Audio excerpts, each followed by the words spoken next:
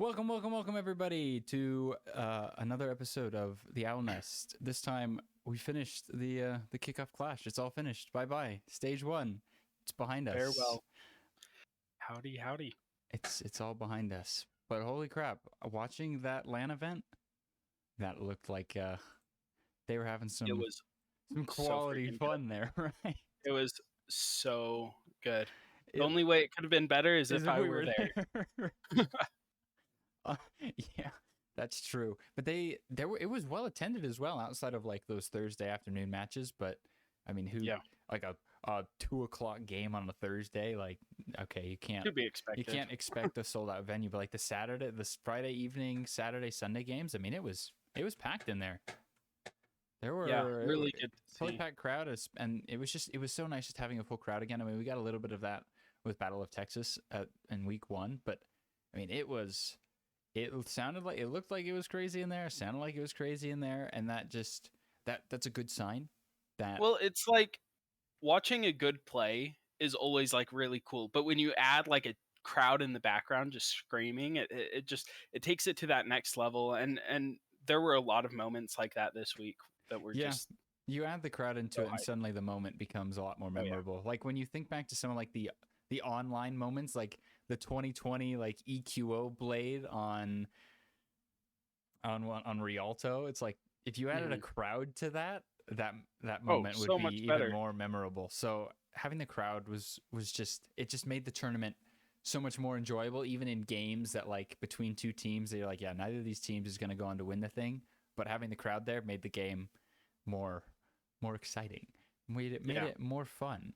But not every team had a equal showing. So what we want to do with this episode is just review all the 12 teams that were in the tournament, and we've kind of just grouped them based on when they went out on the tournament. So it isn't really grouping them based on skill level. It's more or less what round they went out and just kind of talking about them. So we'll start at the beginning of the Yeah. tournament with the teams And that I think it's important to emphasize that this isn't a tier list. no. This is just us speaking in order of when they went out, and tier list is next week.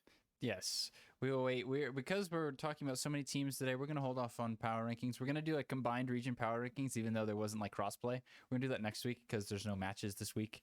So we have to fill for content. So, anyways, getting right into it. Let's start with the three teams that kind of showed up and then immediately exited in day two. The two and out teams. So we're talking specifically about the Hangzhou Spark, the Toronto Defiant, and the Washington Justice. I want to start with the Spark because I feel like out of all of the teams that were in the Kickoff Clash, I feel like Hangzhou was the one that had the most disappointing showing, Yeah. right? Because I mean, they came in as the number one seed of APAC. Although to be fair, I wouldn't say that the Spark felt like the number one seed. Like if we're being Yeah. completely honest.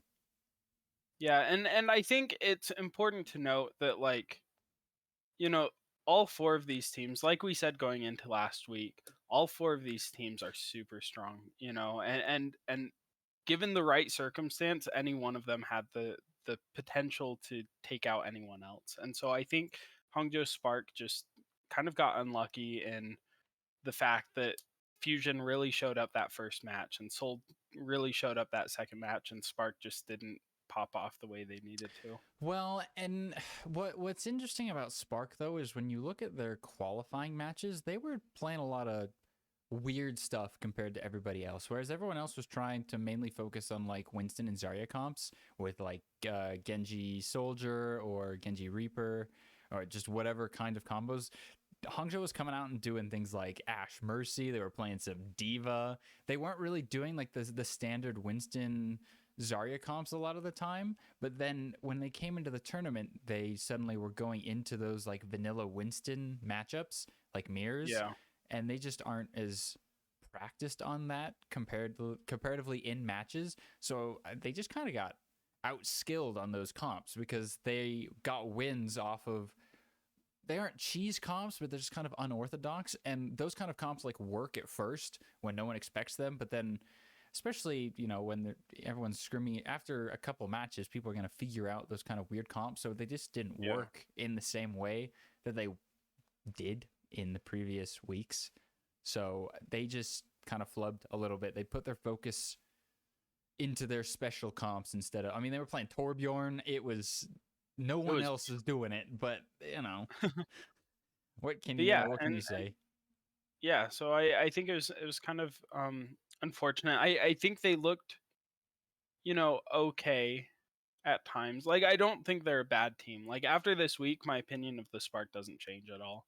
I think Yeah, no, going on in the season, I think they're still a top 4 team, and I mean in APAC region, and I think they're gonna stay that way. yeah. And My concern with Spark though is that because they weren't really sure of like the meta stuff, like the main Zarya comps, the main Winston comps, and I worry that if and they were able to get away with some of what they did, but once the other teams started figuring out kind of what they wanted to play, Spark kind of got pushed down to that 4th spot instead of being as competitive as they were. And I worry that if in future metas, that if the other teams quickly get good reads on what they think the meta is, that Spark may not be able to do that and may just try and rely on skilling, winning by skill as opposed to team comp. So they're like, they see big picture and they're like, oh yeah, this comp will work, as opposed to like small intricacies of each comp. And I think they may get outplayed by the other 3 top teams, and even like Valiant and Chengdu, probably not Charge, but maybe could catch up to them a little bit if they don't try and stay ahead of the curve. yeah, I could see that for sure. So, unlucky, number 1 seed, but to be fair, it didn't really feel like it. But Fusion and played them close in their 5-map series before the tournament, so it's not all that surprising that Fusion was able to take it. But then running right into Seoul after that, that's not But easy. seeing how Seoul played, and seeing how Seoul played the rest of the tournament, it's like, man, Spark had It happens. that's a rough matchup. They got their one league point bonus for Well, qualifying. So and that being said, we did get to see like a Torb. What was it? A 4K, almost Alfie, yeah, 5K. he did. Yeah, He did some and so I damage. think that moment alone is totally worth it. Like, oh yeah, That okay, sure. yeah. The quad kill from Alpha E, that was worth the Spark showing. Sure enough, sure enough. So Spark went 2-0, and just they lost to the Dynasty fairly convincingly, but what can you do? But then when we move over to NA, the two NA teams that got dunked out day 2 were Washington and Toronto. Which one do you want to Do start we have with? to talk about them? I'm just kidding. I think there's more to talk about with Washington. I think Okay, let's start with them. I think I mean, they looked pretty solid against the Shock. It was way closer than it should have been. Although the Shock, we'll talk wasn't about the their Shock a little top later. tournament, but we'll get to that. That being Washington, said, they did Washington, some they interesting showed up things. against Shock. Well, They did. and they showed up in looks that we didn't expect against Shock, and then in their elimination match against Mayhem, was they didn't really play much Decay. They put Assassin in to do most of the playtime, but it was weird because Assassin was playing Tracer. And against the Shock, it looked like it was doing okay. And then they played Florida, and Washington went back to their typical like suddenly forget how to play the video game again, and just kind of got rolled over after map 1. Happy played well though, at the very least. All things considered, Happy popped off like always. And Assassin had moments, but Mag kind of was just left out to dry a lot of the times. Yeah, it definitely is. And the interesting thing is, playing against the Shock, I kind of expected a little bit of a DPS diff here, and it didn't. It didn't seem like that. There was one. Like the Justice DPS line was definitely holding up against the Shock, and I think that was really good. And same thing with the Mayhem match. I thought the DPS line for the Justice looked really solid, but it was everything else. Everything else was a little apart. It wasn't like terrible. It wasn't terrible, but it didn't. Win. They did not look like they did against the Shock when they played the Mayhem. They just flipped. They pulled out the Uno reverse card on themselves and did their typical we give up. We don't want to play the game anymore. It was Washington Justice. Did we expect anything different? No, but see, they keep giving hope, and I've had enough. This team, I do not believe in until they win something meaningful. I will not be pretting this team unless they're playing like Titans or like Paris, and even against Paris or like Well, New I think York. against Paris they're more likely to lose than against. They seem to show up when they shouldn't, and so I think the matches that I'll be interested to Oh, the see is upset matches. when they go against the Fuel. That's the match we're watching when they go against the Fuel or the Glads, because those are the matches that they might just squeak They out a might, like win. they did They against shouldn't. Atlanta earlier They on. shouldn't, but they could. And Fair enough. that's justice for you. Unfortunately, the team that just Unfortunately. doesn't know if they've been doing this forever. Like Yeah, this that's is why you just just the can't be a justice. Washington fan. Yeah, I'm glad Like I'm if not. you're a Washington fan, like at this point you're like losing your hair, you've gotten Because fatter, they give you you're hope. just sad They because give you you hope. get that hope and then you just get let down time and You time again. lose to teams like Boston, but then you go and beat teams like Atlanta, and then you're just confused. It's ridiculous. Washington have a pendulum, but then the third team, the Defiant, Toronto Defiant. at least with the Defiant, they're just perpetually average. Yeah. That being said, like they went against both Texas teams, which did have the land buff, but I don't think that's enough of an excuse. No, I mean, they well, and they were the worst team in the tournament, I think. Like, yeah, I think I can agree with that. And Toronto was even favored coming into their match against the Outlaws, and Toronto, and actually I want to show so Toronto and Washington were both a part of the day the Preds all got boomed, right? So like all the entire desk, like on Friday, the Custo was the only one to get a Pred right for Predding Mayhem, and then the fans, the Pick'ems, were the only ones that Predded the Outlaws. Every other game that day just went against how everyone thought all of the games would go, and it was quite funny. So the Defiant, I mean, they played the Outlaws in week 1, and they beat the Outlaws 3-2. And so I guess that's probably why people Predded them against the Outlaws. But I mean, the Outlaws. still think that's an interesting choice, though. Like, Yeah, I think, I mean, obviously, it's easy to say that now because it's over with. But I had faith in my Defiant, Outlaws. yeah, I don't know. I just. Well, see, the problem with the Defiant is they couldn't, throughout the entire Kickoff Clash, they never could figure out what they wanted to be. Right, Yeah. where Shock settled on the Winston comps, Dallas settled on the Zarya comps, Glads kind of played around with everything. London had their Rhine comps, but Defiant was playing Winston comps, we're playing Zarya comps, we're doing. Yeah. I mean, I think they pulled Rhine out at once or twice, and they just looked uncomfortable on all of Yeah, those. and I feel like they have the players to be able to pull off whatever they want, but they need to be more focused and they need to find their identity. Well, and the And they problem don't is have it. when Finale looks like the best player on their team, you got some. When Finale is the best one on your team, like Twilight had moments, but it's like Twilight can only do so much. I feel like Defiant, when you look at teams like Glads, when you look at even like Outlaws, they all have like a player or two that like you can count on to pop off. Defiant just they've got Twilight, but Twilight's not going to get a 6, like a 3 or a 4K. He's not a player. Yeah, So and I feel like Toronto, it's a bunch of good players, but it's not a really good team. No, they're just always beat out. They're just outskilled most of the time because they don't have any single comp down.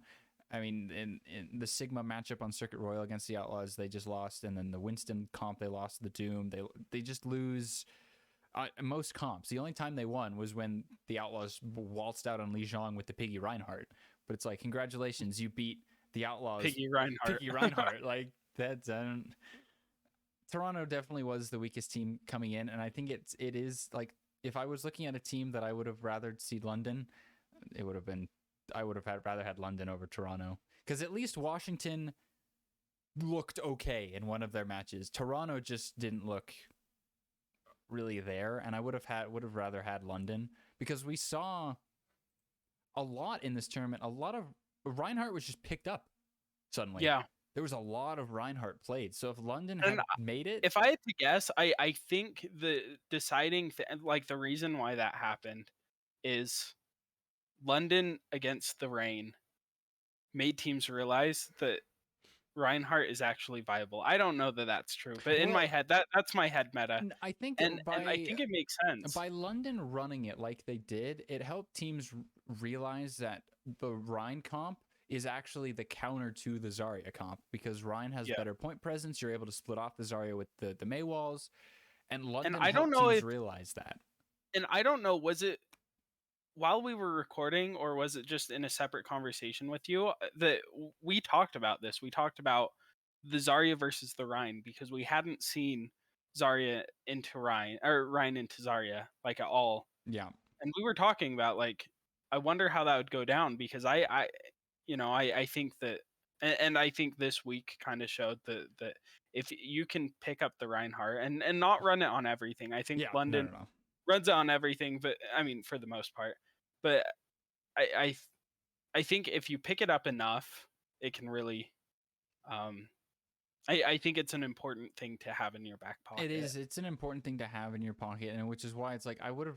It had London made the tournament over Defiant. I think London, they still would have been knocked out by Fuel because Fuel's Zarya comp is just so good. And even though London is good at the Rhine comp, I think there is kind of just a skill gap there. But I mean, if London, well, no, then London would have ran into Outlaws. So actually, I London, think there's a world that they could have beat the Outlaws, maybe. Outlaws already beat London though, So because the counter to the Rhine comp is a well executed Doomfist comp. yeah, I guess. So see, it's like we would have rather see London than Toronto, but London I would have probably rather, also would have also been 2-0, but it would have been more fun but to it would see have been London. better. Yeah, it would have been more interesting. It would have been and more fun to because see because London. at least London has an identity. Toronto does not, exactly. Toronto does not. And I think that's the one thing. I'm not saying London's even necessarily the better team. No, they just are more fun to watch. You're But more they're more fun likely to to watch. root. I would rather root for London than Toronto, like 10 times out of Yeah. 10. They're just more fun. So, Oh, yeah. you know, so it was unlucky for those teams getting knocked out just after 2 matches. But then there were 2 NA teams that then they lasted 1 more match, but then still kind of May they rest in just peace. not quite there. So the Mayhem and the Outlaws, it was a tale of 2 games here. I want to start with Mayhem because I feel like Mayhem got a little more unlucky in their match. It wasn't so much like they played Dallas. Yeah. What more can you say? They looked when they played against Washington, they were able to just beat Washington. Hydron was popping off on the Widow. I mean, so was Happy. But when Florida had to play who was it day 1? It was Florida was Atlanta Reign. Yeah. And I think that match is worth talking about just in the fact that the Reign last week, they a week and a half ago, the week before the tournament, they had really rough week. Yeah. You know, they had the beautiful London game. They played the Glads as well, right? Rolled and smoked and they by just the got Glads, yeah. destroyed. And so I think coming into this week, they had the most to prove because, everyone had pretty much given up hope on them. Yeah, and so Florida just got they had a lot unlucky. to prove. And so I think Florida, it was a rough team to go against because Atlanta, they looked angry the first couple games and they looked amazing. Like Mayhem got unlucky and had to face an Atlanta team that kind of woke up and got hot, and then they had to play Dallas, who was one of the favorites to win the tournament. So, and I wouldn't say like Florida didn't look bad; they just got outclassed by Dallas. And we've even said that they're like a top 6 team, top maybe 6 team easy, yeah. And they'll beat the people under them. They probably won't beat the teams ahead of them. And they just got matched up against teams that were just better than them. And I think they can be happy about their performance, though. Yeah. Because, I mean, nobody, when the start of the season, nobody expected this Mayhem team to be the 4th seed coming into Kickoff Clash, like, at all. And they had good moments. Hydron especially had some great moments. And I think if they clean up some of their play, like Sir Majed plays the most hyper aggro Ana I've he's insane. seen in a long time. Like he just he's like runs the in. guy. He wanted to play DPS, but he didn't want to wait in queue So he just played for on. 20 minutes. So he's like, I'm playing Ana. If Mayhem clean them, because they're a very well coached team.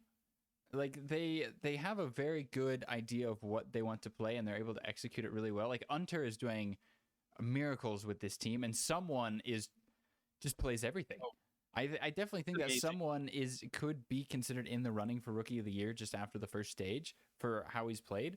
So I think Mayhem have a bright future moving forward, looking to the midseason madness.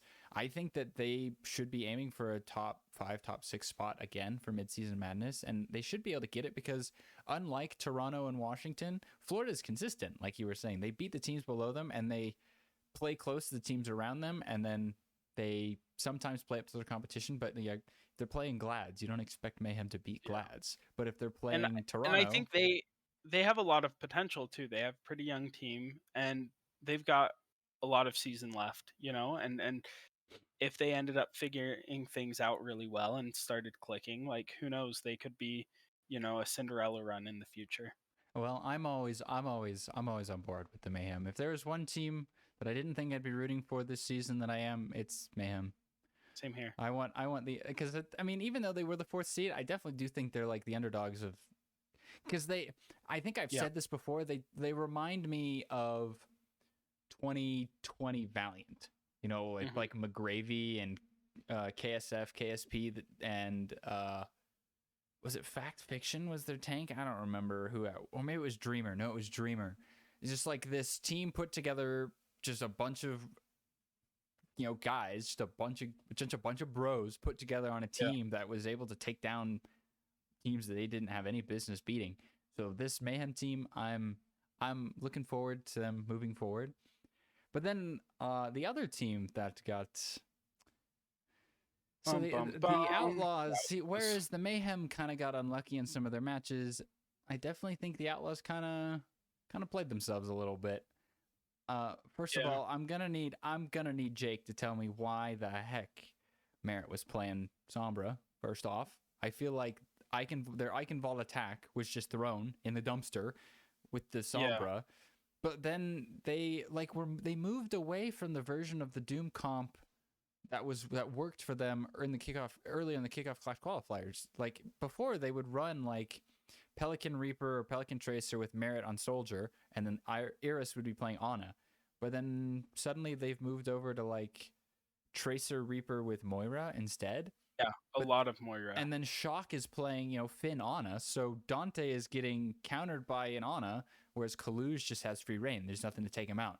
So the Outlaws just don't have what they need to win. I mean, they were able to clutch it out against Toronto, but like Shock's not Toronto. Shock is better than Toronto. And they just couldn't. They threw things away. And then that fight on Colosseo where Proper just lived for an eternity on the bot and they just couldn't kill him. Like this series should have gone to map 5. Outlaws should have taken Colosseo, but then just dropped it. And I mean, they could have won Eichenwald if they hadn't decided they want to just play Sombra. So the Outlaws beat themselves in typical Outlaws fashion where they pick the wrong coach. They're coached into the wrong comp and then just don't swap.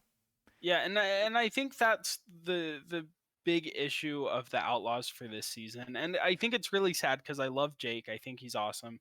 Well, it's not just and this I season. don't know that it's his fault. It's not just this season. This has haunted the Outlaws almost every season.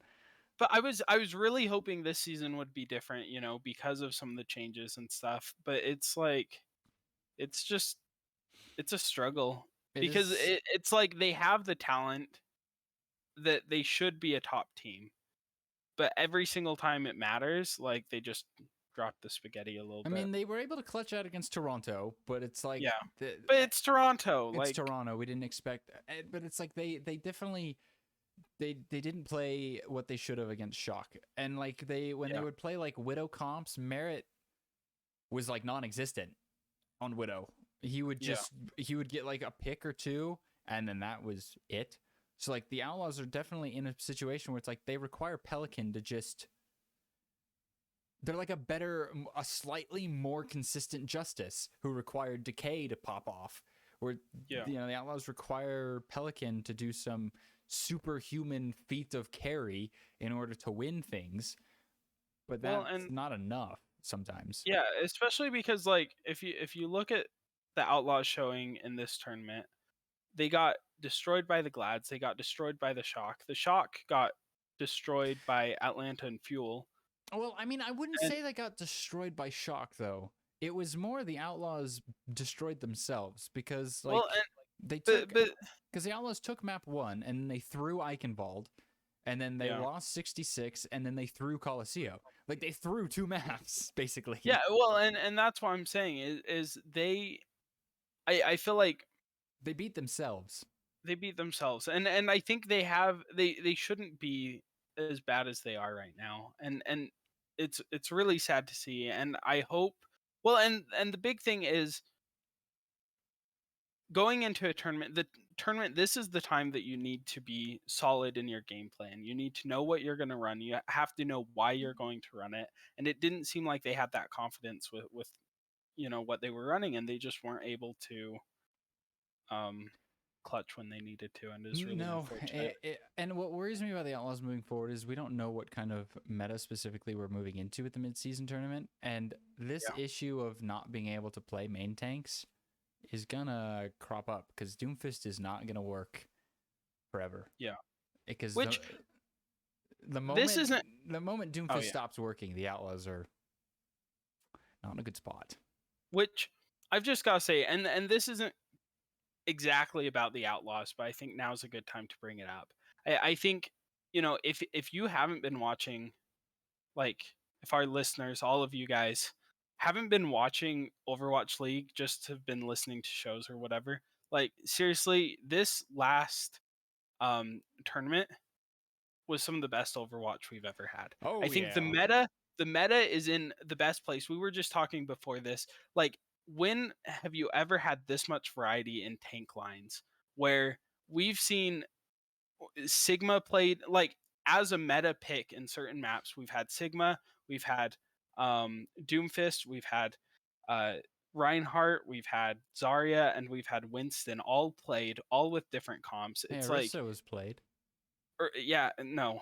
Ball was Um Ball was also played Ball though. was also played, and that's Fusion the thing. did play So, Ball. so we've had 7 different tanks make appearances.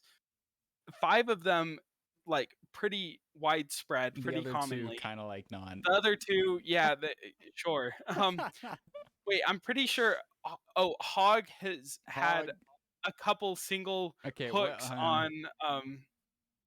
the only genuine Hog use was when Mayhem decided they wanted to throw with it on week 1. Well, you've had a couple teams bring it out to try some fishy hooks at the very Try beginning. the Taimu Yeah, Gibraltar hook. and so you'll see a couple. So that's So every a few tank. teams have done that, and then Every tank has and been then we played. have seen some diva. Every tank Yeah. has been played. So name another time in Overwatch League history that you've had any sort of variety like this. It just hasn't existed. Well, I think week 1 of last season, every hero was played. But that was one But week. that was 1 That week, was not 1 the week. course of This a was a tournament. whole tournament cycle. And when in tournament play have you seen this much variety? Yeah, Never. typically the variety is in week 1, not 4 Yeah. or 5 weeks into a stage in the actual tournament. And so so it's I pretty think crazy. this is the best Overwatch we've ever had. It's really unfortunate the circumstances surrounding Overwatch 2, because I think if the cards were played right, this is the golden age of Overwatch League as a viewer, and I just wish more people were seeing it. Yeah. And yeah, and I think this tournament, like, sure, the finals, and we'll talk about those a little later. The finals on each side were kind of one-sided, but I think the lesson of the tournament is just variety wins out, and I think that this tournament was just amazing in that aspect, and I think teams need to adapt to this, and it's hard to do. I think that's the Outlaws' biggest weakness, is they don't have the adaptability of some of these other teams. Well, they just don't have the. I mean, you only have an off tank player, kind of is difficult. But Yeah. I mean, Shock are making it work. So teams are making it work. I just think the Outlaws put their eggs in the wrong basket. They should have Yeah. had Piggy. If the plan from the start was to only have Piggy, Piggy should have been grinding main tanks from day 1. But it seems Yeah. like they stumbled into the Doom comp like a couple weeks before the season, And they and were then like, "Oh, let's grind this." and I worry that that's not going to work moving forward. But they had a Yeah. decent showing at the tournament. But I mean, they did as well as we thought they would. I mean, nobody thought they would beat Shock. The fact they beat Toronto is happy enough for them. Yeah. So we'll But see. if this is the height of Outlaws, if I hope not. this first tournament cycle is the highlight of the Outlaws It'd year, be it's season gonna be a one all rough over year. again. It's gonna be rough. Which I don't know that that's the case. I do think it would be nice if they picked up a main tank. I think it would kind of help round them out a little bit. Yeah, But I'm on that train that if the Outlaws don't pick up a main tank, they're doomed. they're doomed because they're running Doom. And they say, and they say, man. So that was Mayhem and Outlaws. Obviously, APAC didn't have teams that fit into that category because the other 3 teams were in a different spot. But before we go on to the teams that I considered fell just short, I want to talk about the sponsor. So Bread has no clue about this. I haven't told him this. So this episode's actually sponsored. You know what it's sponsored by, Bread? You know who's sponsoring us? "Ooh, Water. oh my gosh, Water. I'm a huge fan." Yeah, water. Drink it Actually, up. I'm not a huge fan. I'm a human. Drink it up. You know, you just gotta take a swig of water. You know, the deal with this sponsor, it's like it keeps us alive. That's a pretty good deal. And Pretty good deal. we nothing in return. We don't have to give anything in return. We just H2O. Good old H2O. Just drink it up. Cheers. H2O. That was not a bottle of water. It actually is water. It's sparkling water. Mine's better. Okay, Mine's sure. better. Sure. But anyways, moving on to the next group of teams. So it's a group of 3 teams that fell just short. And one of these teams is kind of not like the other. I want to start with the Atlanta Reign, who came in with a splash, honestly. Oh, yeah. As you mentioned earlier, I mean, that last week of the qualifiers, you're getting boomed by London and then getting slammed by the Gladiators. They looked out of it. They looked done and dusted. They looked like they'd come into the tournament and then just boom out because they just looked so easy to tilt. They did not look in it. And then they come in day 1. They take down the Mayhem in convincing fashion. And I wouldn't say they rolled the Shock, but it didn't look... But it wasn't close. It was not particularly close. But then they ran into the Glads again, got rolled again in quite similar fashion, and then went into the lower bracket and had the unfortunate meeting of the Fuel, which also stomped them a little bit.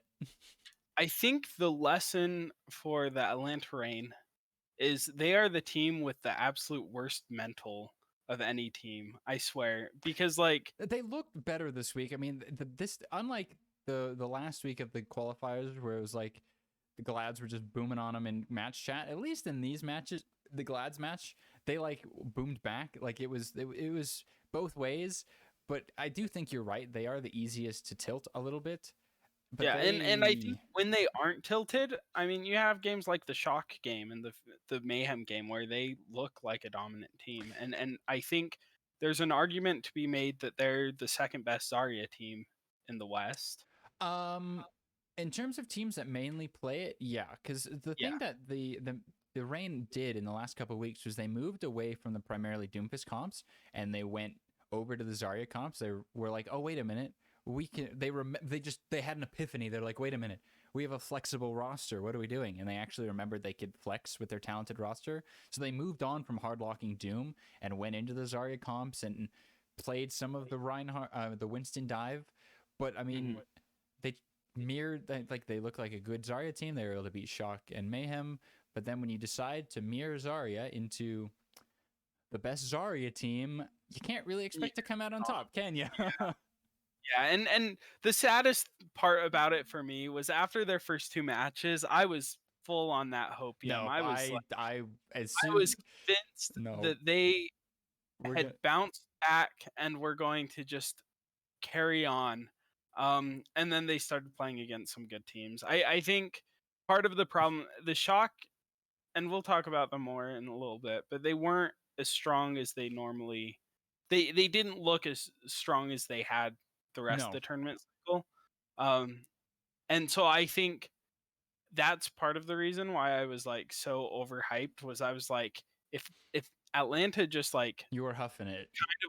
low key boomed the shock, like Yeah, no. who are they going to lose to? And then The they fuels, lost. that's who they're the glads and the fuel. Yeah, and it wasn't close. No. It was really tragic. I think the Glads are just. I mean, Well, we'll talk glads are about them glads, later, but like they were the game amazing. against the fuel was somewhat close, but then Coliseo, the fastest full push cap time so far, like by a good like minute and a half. It was like a 4-minute cap. It was just over. It was not a contest. Rain just flamed out. They beat the shock and they just went, we're done. We peaked, we're done, and then just flamed out, just rolled by glads and fuel. But that being said, they had some really good moments. Ultraviolet in particular was like single-handedly saving them in so many fights with nades and sleeps. And Kai on the Widow on like Gibraltar and stuff was having a day.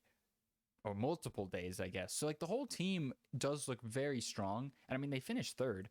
So nothing to slouch at, but like the gap between them and the only teams they lost to were the two that were in the finals. No one else can say that. Nope. And so I think they solidify, like they were a solid third place in the tournament.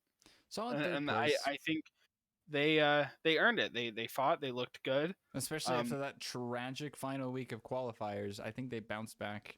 And I think what this really tells us, if you really do the math, oh no, is London Spitfire are the third best team in the West. Didn't Shock play London in the qualifiers? It was in the past. It's behind us.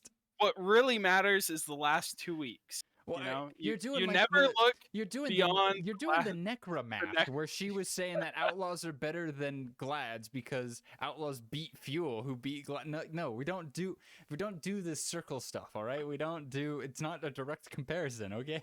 Yeah, man, I've got to say one of the hardest parts of the whole thing for me this weekend was, okay, so the rain beat the Mayhem, but going into that match, 99% chance of an upset, says Necra. Yeah, that's what Necra said. There was 99% chance that the Rain were going to beat Mayhem, and I still think that was a bad take. Well, she got lucky. She knew something we didn't. But I still think it was she knew something we didn't. I still think that there's no chance. I think Atlanta can walk away happy from this tournament. I think it's the road's only up. Looking for it. Well, only up. They finished third, so I mean they can't really.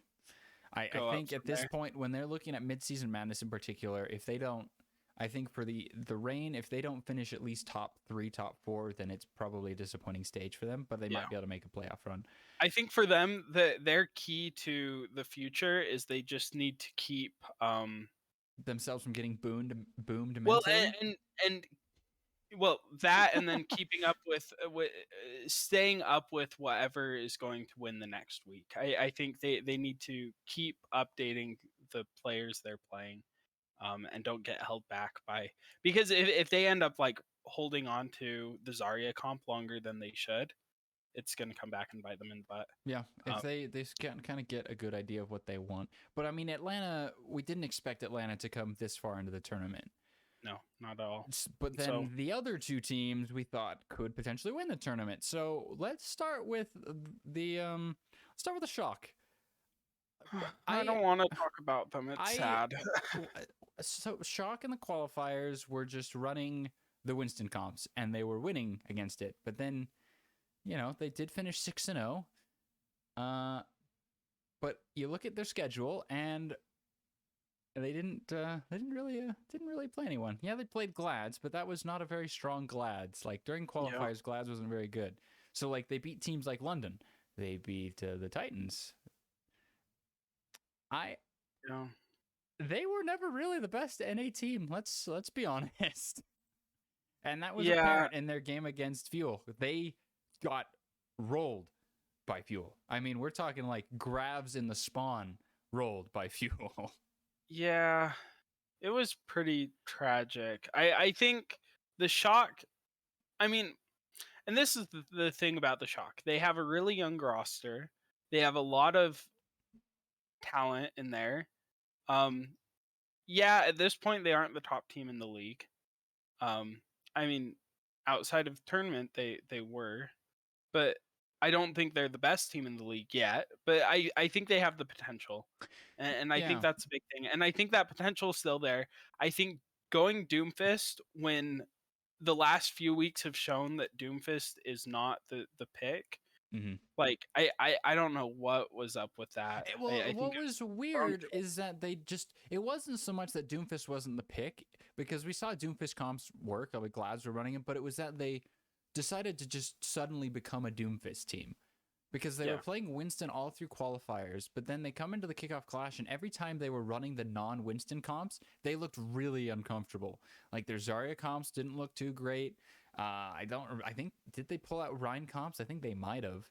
They just didn't look, and the Doomfist comps as well. They just didn't look like they were. And so it wasn't so much like in this tournament that Shock underperformed. They just kind of came in with they came in and we all had them on some weird expectations, because we were like, Yeah. oh, they're a really good team. But then you look at their qualifiers and it was like, no, they weren't playing very good teams, and they were basically one tricking Winston, Yeah. which isn't, that's not Well, and once again, the theme of this tournament was, you can't you one know, trick. you can't one trick anything, and unless you're London, in which case you would have won the tournament off of Hattie. But hey, we'll never know that that's not true. Well, You know, exactly. so We don't know. London could have won. I think for Shock, though, they can. I mean, finishing fourth place in this tournament with basically having a squad full of rookies, that's not too bad. Not yeah, too it's shabby. not bad at all. Especially, and it's like your only veteran being Violet was playing main support when he's like perennially been a flex support player. I think they have a lot of hope moving forward, and if they just kind of well, don't and hard lock into a comp early on that isn't the strongest comp, because at least with Dallas, they hard locked into the Zarya comp, which was better than most comps, and it wasn't until the tournament that teams realized, oh, wait a minute, you can play Reinhardt. Whereas with the Winston comp, it's like if you played a good Doomfist, you can beat the Winston comp. If you play a good Zarya comp, you beat the Winston comp. So Shock tunnel visioned onto the wrong kind of comp, kind of like Outlaws did, but they just had a really good sense of how to play the Winston comp that was able to get them to the 6-0, but then they came into the tournament and just kind of got crunched that being over. said, like they were running Doomfist into the Outlaws, like even when the Outlaws weren't running Doomfist sometimes, and they weird. looked really good at it, and the Shock looked pretty solid with it. Well, yeah, but and the I think Outlaws look tragic on anything that's not yeah, Doomfist. that's true. But I think it shows that the Shock, like I think they went with the wrong direction for this tournament. Mm-hmm. That being said, I think it shows that they're willing to make changes. They're willing to play different comps, and they can still compete with those. I think fourth place for where they're at right now isn't bad, and I think going into future tournaments, I I I think at some point this year they're going to win one of the tournaments. They should. If they get their stuff together, I think that they definitely should. So Shock kind of. I don't want to say they disappointed, because we had the wrong expectations for them. They didn't. We thought they would win, but it was kind of misleading based on their record. But then, like the teams they were playing, so like they were just. It's really sad to see them lose against an Atlanta Reign that lost to London the week before. Like Yeah. that just feels bad. It does feel bad, but they But are hopeful. But I wouldn't say that it was the most like they didn't underperform the most. I'd say that the biggest, not so much disappointment, but the biggest surprise was Shanghai getting rolled out, because I don't know what it is with them playing Fusion, but they just don't know how to beat the Fusion, like at all. yeah, it was really tragic. I think the Seoul Shanghai matches were some of the best Overwatch League in APAC this year. I think it was awesome. We had 2 5-mappers in 3 days, like back to back, pretty much. between those two, and it was awesome. I think those two teams, they have play styles that are just perfect for Well, and it watching was one on for one. a large amount of the Soul Dragons matches, they had to have had some gentleman's agreement or something to Oh, just it was play the weird. Winston mirror, and that helped keep them close. Yeah, I think with and they kept it close, but then with Dragons they couldn't quite clutch up sometimes when it mattered. But like they yeah, were just mirroring Soul. It was like they were either both playing Winston comps, they're both playing Zarya comps, up until literally the final point of map 5 when they were playing on Ruins against Seoul, and Seoul just went, no, we're playing Reinhardt now, and just rolled Shanghai in that last match. yeah. But they were good matches, but I feel like, when you look at that map 5 of that final series, Profit in the second round of Ilios map 5, like Shanghai took well, and then they were on Lighthouse, and it was like Shanghai was like, I think it was 99-99, and Shanghai were like winning that fight. Like they were en route to win that lower bracket finals to face Philly, and then Profit hit like a 2K pulse bomb that turned the head on it. So like, Oh yeah, we could have been in a world in which Shanghai beat Seoul in that map 5 and played Philly in the finals and got and smashed got again. smashed again. Luckily, we didn't live in that, and instead Philly got smashed, which we'll get to. But Shanghai, they just got downloaded by Fusion. I don't really know why, but I think we see it in the Seoul match, and this is something I want to talk about with APAC in general, but even in the league, because Shanghai have this void, fate switch that they have to go through. Like if they want to play Winston comps, they have to bring Fate in, which kind of changes up the team dynamic a little bit. If they want to play Zarya, they have to bring Void in. Whereas Soul, Smurf just plays both. Yeah. Even with Mayhem, someone just plays both. And Fuel suffer from a very similar thing where Fuel have to switch out Hanbin to put in Fearless to play the Winston comps. And I think that's a weakness. And you see Well, and I like think the it also difference. shows the other team exactly what you're going to run.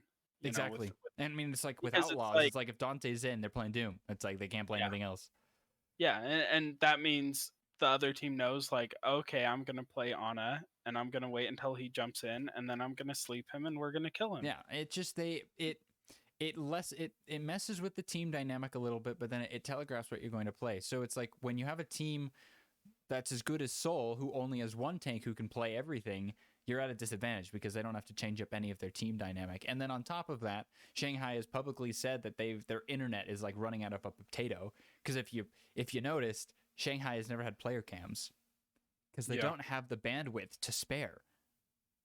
On top of like COVID restrictions, so Shanghai, like, yeah, it's not like excuses, but it's just they have like these minor inconveniences and problems stacked on top of each other to not really help them. It isn't helping them in any way. They just aren't a professional organization like some of the others. Boston is the only professional organization. All right, I think Toronto has said they're a professional group. I think that was they're a professional group. So Shanghai, they just have some small things, and I also think I don't know if they had like the greatest read on the meta, or at least like knew what they wanted to run, because they had a lot of like they would play Who Are You, which is like if you're playing Genji, yeah, obviously you're putting Who Are You over Fleta, but then they put Who Are You as playing a lot of Tracer, and it's like I'm looking at that, I'm like, why would you put Who? And then like he wouldn't play any Genji that map, he would just be playing Tracer, and I'm like, why? Why wouldn't you play Fleta? And they just were still trying to figure out when they wanted to play Winston, when they wanted to play Zarya. But I think that's a greater trend in APAC in general, because whereas in NA, it's like you have like the four main comps. It's like you're either playing the Zarya comp, or you're playing the Reinhardt Rush to counter the Zarya, or you're playing a Winston because it's a dive map, or you're playing the Doomfist because you play Doom. You only have you believe in Dante, I guess. Whereas in APAC, you've got teams pulling out Pharah, you got teams pulling out Diva, Echo, Ashe, Mercy, Ball. A lot of Widow. Widow. You've got they're running all sorts of weird things. I feel like APAC, and we saw it, because whereas NA, you got to the tournament and it was pretty fleshed out, pretty cut and dry what teams are running. Whereas you get to APAC and you've got Spark playing Torbjorn, you've got Philly playing Ball, you've got teams, you have Seoul Dynasty not pulling out Reinhardt until map 5 of a second best of 5 series on point 3 against Dragons. So I feel like APAC in general has like not as good of an idea on the meta, but like when you think about it, there's only 7 teams. So Yeah. you have less teams to figure out the meta. And so it's like on a knife's edge. All the teams are so close. But whereas if you look over in NA, you've got 13 teams to like work things out. And you've got a team 1 tricking Doom. You've got a team 1 tricking Reinhardt. You've got a team 1 tricking Winston and 1 tricking Zarya. So it's like they have all these teams to work together. But then APAC is still trying to figure out what they're wanting to play. Like NA's not playing Diva. Yeah. No one's playing Diva, but APAC and decides they do. The big thing about NA, if you look at the comps they're running, it's like there's like you'll have one team that plays like 4 different comps, but those comps are all pretty solid. Like what characters you'll see, like And if how there's they're a played. Zarya, if there's a Zarya in NA, you pair it with a Reaper. The Reaper goes in, kind of takes the role of the main tank. You throw bubbles on him, he gets out, and it's like you have these like They have the the set cooldown style of rotations. play. Yeah, but it feels like in APAC, it's like you'll have Chaos. you have a Zarya and then you have an Ashe Tracer, and it's like, oh, okay, I guess this Or is Ashe what we're Echo. running. I It's don't, just who do you bubble? I don't know. You'll have Ana throwing out like some of the weirdest nanos. nanos. Like, yeah, it's just it's interesting to watch. I wonder if as the season evolves, if things will normalize a If little bit. APAC will I think normalize, they yeah. will, but APAC, yeah, it's just they don't have as many teams to scrim against. But I will say, even though APAC's a mess, they do have some of the best Genjis in the world. Like almost Yeah. every team has a correct Genji. Like even Guangzhou has choice 01. Right? Chengdu has Jinmu when he decides he wants to show up. Seoul has Prophet. Shanghai has Who Are You? Fusion has Zest. Right? Spark well, and has same thing with Alpha Yi. Widows. Yeah, they've all Like, got like good. Widowmaker's the same. You have MN3 who just popped off this weekend against You've Shanghai. I got think Lip, he was you've one got of the deciders. Fitz, You have you've Lip, got you have Fitz, Shy, Dia you have Carpe when he is playing. shows up. Yeah. So but yeah, that's the thing. You have like insane Genji Widow play, and they just don't know what to do with the comp. Like yeah, you may have some good Ashe players, but Ashe doesn't belong with Zarya on Ilios well. I'm sorry, well, Spark, and it just doesn't. I think it comes down to the same sort of thing that League of Legends suffers with. Like, so in League of Legends, I know you don't really follow it, but you have it's kind of dominated by the Eastern teams. You have the Korean and Chinese teams just kind of destroy at Worlds, and they've won every Worlds for the last like couple of years. But it's always interesting to watch because they play League of Legends different than the Western teams. The Western teams, like a lot of the team play tends out, it's more fleshed out. The meta is always a little more fleshed out in the West, especially in Europe. And a lot of the Asian teams, they end up picking up the meta from the West. You'll see all these team comps in the West, and then the Asian teams will just follow. And they're so cracked as individuals that their personal talent just sends them way above anything that the West can bring out. But if you look at like the team play, it's just it's just different. It's not quite as strategic, and it relies a lot more on personal skill. And I think similar things kind of happening in Overwatch, where it's like the personal skill of the players. Like you look at some of these players, and it's like you do Widow duels, NA versus APAC. APAC wins every single time. Same with Genji. Same with like most of the like individual characters. But if you look at like some of the meta stuff, I think it's being fleshed out a lot more in the West than the East. Okay, I'll let that one go. That's certainly a take I've heard. And I'm saying like if you take the average, so let's say the average. Okay, okay. Yeah, the average Widow and player, Genji and APAC will beat the average NA one. Okay, no, like the absolute, and same thing's true with pretty much every individual character. Probably not Zarya players. But I get what you're talking about. Like those, APAC is just kind of a mess. They don't know what they want to do with their teams. They just have characters and players that they want to try and They just put people on comfort heroes is what it's doing. That's all APAC is, just comfort heroes. When it comes down to it, that might be the way to go with Overwatch too. Potentially, with one less tank, a DPS especially have more. So we'll have to see what things move on to with the future tournaments and if APAC even cleans up their mess at all. But Shanghai they just, because they didn't know how to play against Fusion, basically what should have been the grand finals ended up being in the losers bracket. And so let's talk about the two grand finals. I want to start with APAC and what could have been. Had Shanghai beaten Fusion, we would have had a 7-map series. Guaranteed. There's no way Seoul Shanghai doesn't go to 7 maps. But instead, I mean, they've shown that they always take it as far as they can. We got a 4-map snooze fest. Like, Philly was beat. It was they got omega crunched by Seoul. It was kind of tragic to watch. Profit just ran circles around this team. Yeah. Well, and it's interesting because I feel like in a lot of ways, Seoul is very similar to Shanghai. But you watch them play against Fusion, you watch Shanghai play against Fusion, and then you watch Seoul play against Fusion. It's two very different, yeah. Seoul looks like they're by far a better team, but they play against each other and it's always close. And so it's really interesting to see this kind of like I don't know, Fusion. It's hard to get a read on Fusion because the inconsistencies with the teams that play against them. Well, and the problem with Fusion, Fusion does have a lot of rookies. It's like Shock, right? I mean, in second place for a team of basically all rookies is second place is pretty good in APAC, but having a bunch of rookies in these kind of crunch time situations, they make a lot of errors.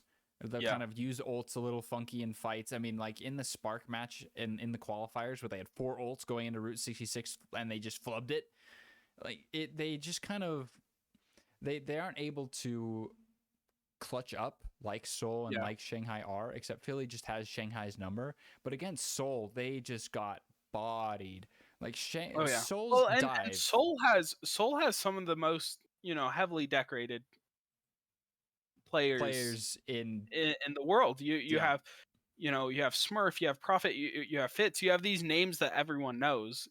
Everyone that knows anything about Overwatch knows these names, and there's a reason. They're just absolute cracked when they need to be. And I think the Seoul has had some really good looks this year. They've had some really mediocre looks this year, but I think when it comes down to it, they're a team that knows how to clutch it when it matters. And I think that's any team with Profit on it will just win.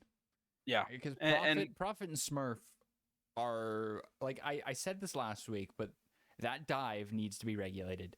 ESIC needs to come in and regulate that dive because it's incredible. As much as Zest and MN3 were popping off, Profit and the rest of Dynasty, like Vindime on the Lucio, was getting frags that a Lucio shouldn't be getting. He was just going in. He's just going and getting all sorts of kills. And like in past weeks, Seoul looked a little iffy on Zarya comps. Like Smurf looked very uncomfortable on it, but I mean, he's improved a lot. I mean, they were still outplayed a little bit by Shanghai, but I mean, Void's an off-tank player, so can't expect Smurf to outplay the actual Zarya player.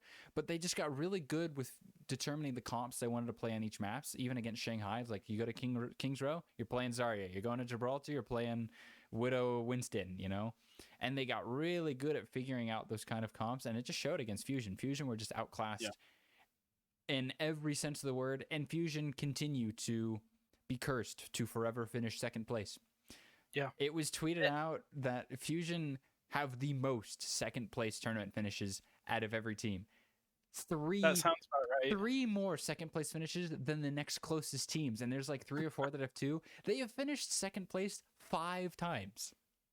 Yeah, that sounds about right. And they've never have they ever won? No, they have never won. Yeah, it's just second place. So it's like season 1, they got reverse swept by NYXL in stage 2. They got blown out by London in the grand finals.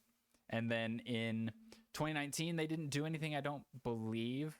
2020, I think they were second place. It was second place of the Summer Showdown, right? Where Sparkle just went nutso on the Genji on Paris. And then last year they had like the miracle run in the May Melee where they actually had like their full team with like Poco and Funny Astro and stuff. And they play second to Dragons. And then they do it again to Seoul Dynasty. They're just cursed. They're never they're second place. You can't. Philly's just not going to win. It's not Yeah, possible. that being said, better second place than like Third, fourth or not making it into the tournament or fair. anything, you know? That's Like true. second's not a bad place to be. And so I think they should be happy with the way they played. I think, you know, coming into this week, we had some questions about Fusion because they didn't look Very amazing. So, inconsistent. yeah, it's like the first week they dominated, second week they had some real weaknesses, and I think this tournament they showed that they're pretty good. I mean, they got wrecked by Seoul, but I mean, I don't think that it. I think it more shows how good the Dynasty were, and not that the Fusion were bad. You know, I think the Fusion deserved their second place win Well, and here. I mean, like I mentioned earlier, we could have been in a world where Fusion win it because Prophet doesn't hit a 2K pulse bomb in map 5 against the Dragons, Yeah, which is just like, and you mentioned it's just so weird that Fusion could 3-0 Dragons, but then get dunked on by Soul, who went to map 5 against the Dragons. It doesn't add up, but it just shows how close APAC is. Because whereas NA, it's just everyone's just running. It's just like there's a clear hierarchy in NA, but in APAC, it's like you've got weird. You can get 4 yeah. 0'd by one team, but that team goes to map 5 against the team that you could probably 4-0. It's just really weird. But it is disappointing that we ended up with another 4-0 grand finals.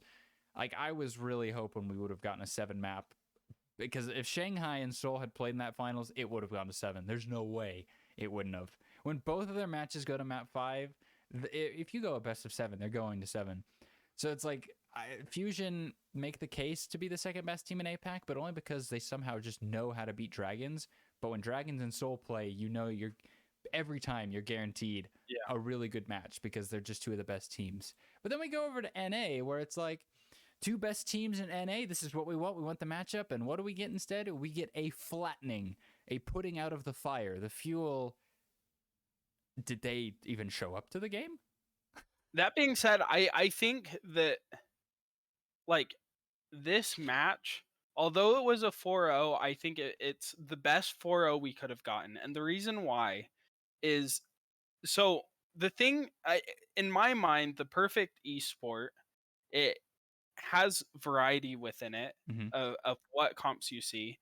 Um, it has, you know, good strategic layers as to when you bring out what. Mm-hmm. It has moments that just people pop off and are crazy, and a lot of hype and stuff. And I feel like this was kind of the match to determine what Overwatch 2 was going to be. And maybe it's not that big, but in my mind, it's like this match is that. So you have Dallas Fuel, who are the best Zarya comp. Zarya is kind of seen as, you know, the meta coming into this week. Mm-hmm. Zarya is the comp to play. And Dallas Fuel, they come out, they're the best with Zarya. They beat everyone else in the tournament, you know, besides the Gladiators, in a pretty dominant fashion. They 3-0 or 3-1 everyone except the Gladiators, and they just get stomped by the Glads, Twice. who are willing to play different comps on different maps all the time. And it's like Glads are playing the Overwatch I want to see, and the Fuel are playing the Overwatch I'm used to seeing. And The and I, one the one comp beats all. yeah, and I love the fact that the Glad showed that Overwatch 2 is going to be a game that has variety in it. And I hope that that's true in the future. And I think that alone makes this tournament like so great. The fact that Gladiators are the team that won, and in such a dominant fashion. I think if it is closer, you would see a lot more teams moving into the just picking the meta team and sticking with it. But I think the Glad showed that you can have variety in your comps Mm-hmm. and beat anyone. And that's exactly what they did. They Well, didn't and lose a single match. And like the thing with Glads is like they're playing a bunch of different comps, but their understanding of these comps is insane.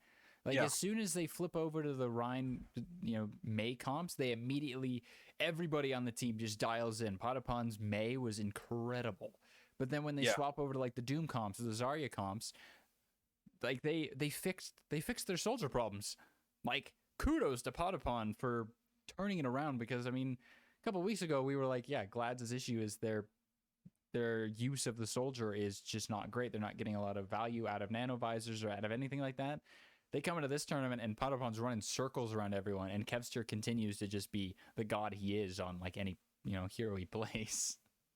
Yeah, and I think the one of the things that stuck out to me was the fact that I totally lost my train of thought.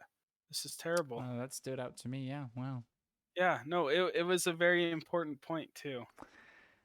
I just think the Oh well, it was Glad beautiful. showed us that if you have a clear understanding of all of the comps that can be played in like the rock, because Overwatch has largely always kind of been a rock paper scissors game, but you don't usually most of the time teams aren't able to learn all of the comps.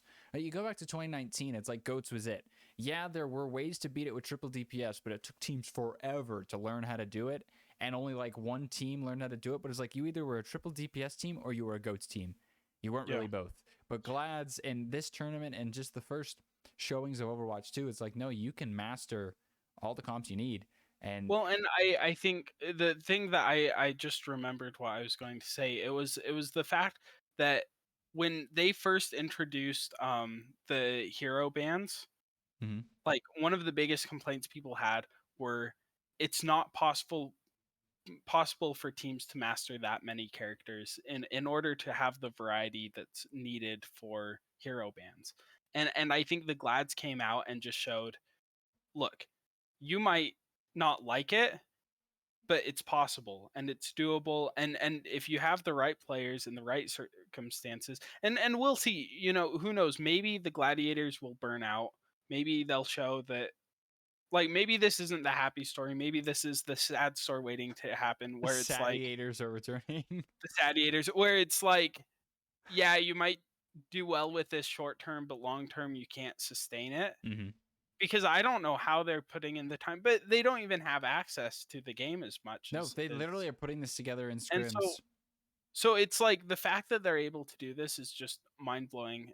And maybe it's just that everyone's playing the comps at a slightly lower level than they would be able to if they had more time to I don't know. to play the game. But I don't know. Maybe it's just the evolution of the game that now it's possible to master everything, and I think the gladiators are just better.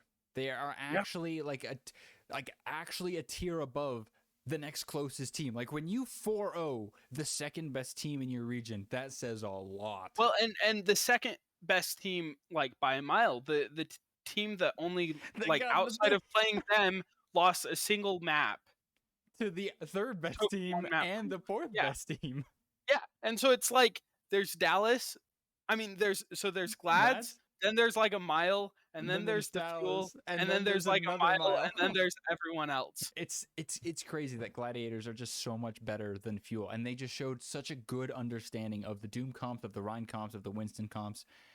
But then on Dallas' side, I mean, this has kind of been Dallas' thing. Like last year was the same way. They really just they find the comp that works, and they go down. They go down with the ship. They are a captain with the ship, and this time it was the Zarya comps, and they just go all in. And as soon as they get countered, it's like, well, they just get. It's going to be interesting to see what they do next week, though, because I think Dallas, seeing the Dallas, because like they were the team that, according to all the rumors, they're the ones that kind of came up with the Winston comp, but by the time the season started, they had Zarya. Yeah, they had kind of moved away from that. And so I wonder if coming into this next tournament cycle, they've moved on from the Zarya and are going to come out with something else. Well, no, they were the ones that came up with the Zarya comp. They were. Yeah. Well, yeah, it was because it was Hanbin that was saying they got it from APAC, which APAC was running. It was weird. I don't know. But Dallas, like, they stuck to the Zarya comp and they ran it into the ground. They ran the fuel stonks into the ground and they finished second. It was like a very convincing second, but they got boomed on by flexibility. And Dallas kind of always has that sort of problem. And I mean, and I was talking about this with Dragons. It's like they have two tanks. If they want to play dive, they have to sub out Hanbin, who is their better tank. Well, and it's really interesting because coming into this season, we thought that the teams that had one of each was at an advantage. But if you look, it seems like the teams that have a single player that's willing to learn either all of learn the roles everything. in their role or learn everything. So like with Glads, like Reiner was learning Winston, Rhine, Doomfist. Yeah. And like Shock, Kaluge was having to flex off, and we saw that cause problems a little bit because he was just playing Winston. So it's like the Yeah. teams that have one player who is mainly playing all of the tanks that they need to play. Like you don't have to play all of them, right? Reiner's not having to play Zarya and Diva. He's just 3 tanks: Winston, Doomfist, Rhine. That's it. Yeah. But whereas the Fuel, they have to sub, Fearless and Edison, and Fearless and Hanbin in and out, and it messes with the team chemistry a little bit. But that being said, like Fuel's dive comps look a little shaky. Like I thought that was gonna be if Shock were to have beaten Fuel, it would have been them taking, and even Atlanta was taking Dallas to maps where they have to sub Fearless in. But instead, they just kept playing against Hanbin. It's like you're gonna lose against Hanbin unless you're Glads. But like their dive comps, it's like Gurio on the Widow, like against Toronto was looking good, but then the rest of the tournament, Gurio was not getting a whole lot of value out of the Widow. So like if you beat Dallas, you put him on to dive, because only Glad seems to have figured out how to beat their Zarya comp. Because if you try and mirror that Zarya comp, you're asking to lose. It's a guaranteed loss, done and dusted, get out of there. So Dallas have some things to figure out. I think they will. Like Rush is a great coach, and Dallas is just a good team. So like they finished second though. It's not like they finished. It was a convincing dominant second. second. But I think if they want to catch up to Glads, they got some work to do. Yeah, and I think at this point, what I've kind of seen is you need to have 5 players that, as a unit, can play some sort of dive and some sort of brawl, given the circumstance, and that they can switch that on a dime. And I think the Gladiators had that, the Fuel didn't, and I think that's why the Gladiators won. Yeah, but then the question comes: are the Gladiators the best team in the world? Right. So we're looking at Glads against Seoul, because Fusion and Dallas both got stomped, so they can't be in contention there, and Shanghai didn't make it. And if Glads and Seoul played right now, who would you take in that matchup? I think I'd take Glads. I also think I would take Glads, because Seoul, like I talked about earlier, I don't think APAC has as good of an understanding of the meta, and like Seoul weren't playing. They were playing Zarya comps and they were playing Winston comps, and like they pulled Rhine out once or twice. But Glads like went all in on the Rhine comps, went all in on their comps, and understand how to run them. And even though Seoul has like Profit, Glads have Kevster. Yeah. And Potapon. Well, and that's the thing. I feel like one of the biggest differences is Seoul, they don't have like a consistent read on the meta, but they rely on individuals popping off, and they have individuals that do pop off. The Glads, they do have the consistent read of the meta. They have consistent team comps, and they have players that pop off. I think that's what sets Glads above. Like it'll be interesting to see. I don't think it would be super one-sided, because I don't think close. Anytime you have Fitz and Profit and Smurf on a team, it's not going to be an easy win. Like that's just they're insane. And so I think it would be a close match, closer than either of the finals. Oh, definitely. Not that would be all that hard, but take one map.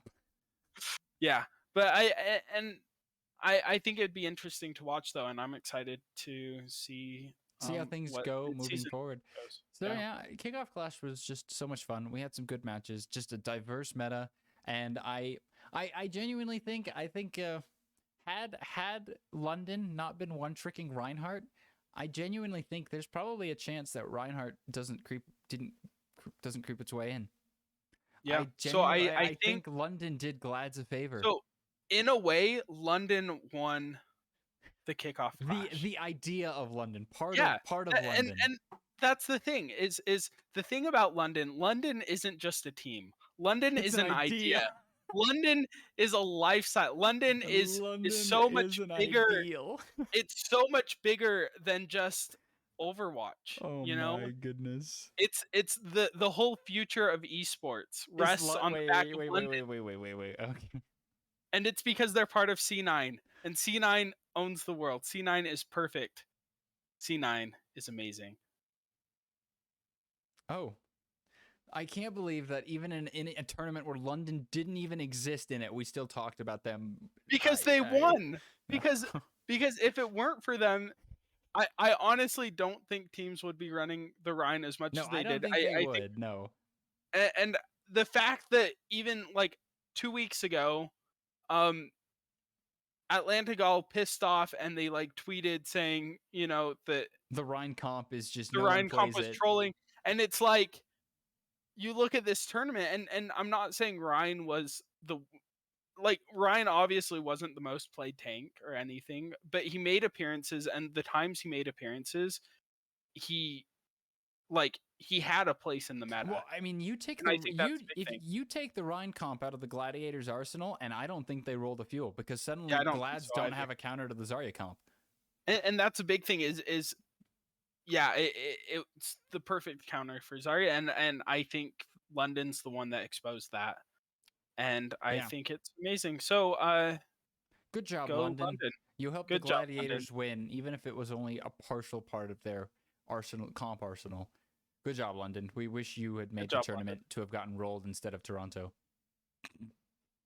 Or to have won something, What? because because there's a world where they go against the fuel, No, and no, no. We're the not going. No, fuel, no. We're not going down that because rabbit hole. because Glad's Moving on. you just said that it was the Reinhardt that beat the fuel. I So said it was partially the Reinhardt that beat the fuel. The Glads were also playing Doomfist that was beating the fuel as well, and they were playing good Winston comps. It's in the King's Row specifically, most specifically, is where the Reinhardt comp was working. and so there are situations where, depending on the way map picks went and stuff, that London could have They potentially wouldn't have at beaten. least put up a They fight would have against taken the a fuel. map at max. So I mean, Well, since we'll never really know, I'll say they definitely would have won, and no one can argue no that. one can say otherwise. Yeah, and so that's the reality. Anyways, well, that was all the matches in the Kickoff Clash, and as we said, we're gonna hold off on a combined region power rankings till next week, so we're not like dry for content. So we're gonna move right on to the final part of our episodes, play of the week. Personally, in my mind, there was only one play that was like probably the most hyped moment in the tournament, and that came at the hand of Pelican going just Super Saiyan against the Defiant. Like, Yeah. actually decided he was like, no, I'm not losing this game. We are winning this. And it like wasn't even a map 5, it was just map 4. But if this Outlaws Defiant game goes map 5, Outlaws lose. That's done and dusted, it's over. But then Pelican just he just puts the team on his back. I mean, Iris also had almost died. Like he slept Hoppa to get Nano to then give it to Pelican to then pop off. But like the crowd was going crazy. Mitch was going crazy.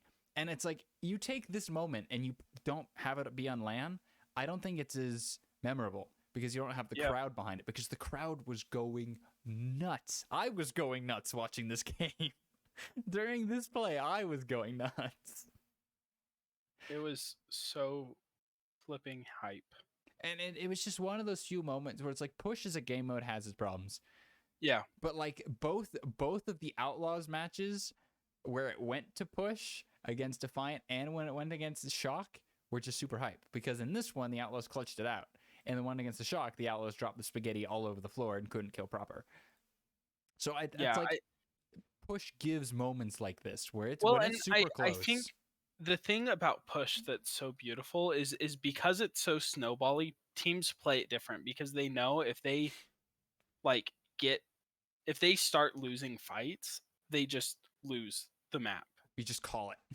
Yeah, it's just over, and so I think teams play it a lot more carefully until they can't, and it gives opportunities for like really clutch stuff. Like it's beautiful. It's amazing. It was just awesome, and I hope we get more moments like Pelican's Hanzo, Nano Hanzo, like 5 or 6. I mean, he got like 5 or 6 kills in that, and it was just crazy. And I hope we see more of that as like the season progresses, and we just get more and more crazy moments where with the crowd, because I mean we've got a LAN event for Summer Showdown in Toronto. Unfortunately, Midseason Madness is online, but we're still waiting on word for playoffs and grand finals. Which, if they're not in person, it would be It would be a huge tragic. letdown, honestly, to not Yeah. have the playoffs and the grand finals be in person.